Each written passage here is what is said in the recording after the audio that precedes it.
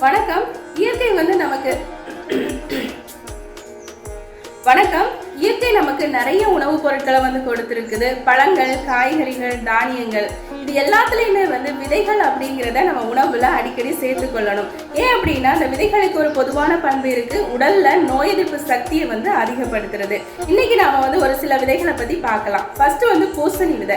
இதுல நிறைய புரோட்டீன் இருக்கு, ஃபைபர் இருக்கு, விட்டமின் இ நிறைஞ்சிருக்கு.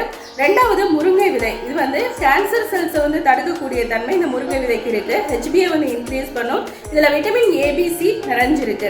அடுத்ததா சப்ஜா சீட்ஸ். இதுல உடல் சூட கம்மி பண்ணக்கூடிய தன்மை இருக்கு. இன்னும் செரிமான மண்டலத்துல இருக்கக்கூடிய புண்களை குறைக்கக்கூடிய தன்மையும் இதுக்கு இருக்கு. அடுத்ததா சூரியகாந்தி விதைகள். இதுல நிறைய நியாசின் இருக்கு. உடலுக்கு ஒரு இம்யூனிட்டி பூஸ்டராகவே இதை அடிக்கடி எடுத்துக்கொள்ளலாம். கடைசியா நம்ம பார்க்கக்கூடியது வெள்ளரி விதை. இந்த வெள்ளரி விதையில பாத்தீங்கன்னா கூந்தலுக்கு ஒரு பளபளப்பையும் சருமத்துக்கு பளபளப்பையும் கொடுக்கக்கூடிய தன்மை இருக்கு. கேன்சர் செல்ஸை விரட்டக்கூடிய தன்மை இந்த வெள்ளரி விதைக்கு இருக்கு. நன்றி.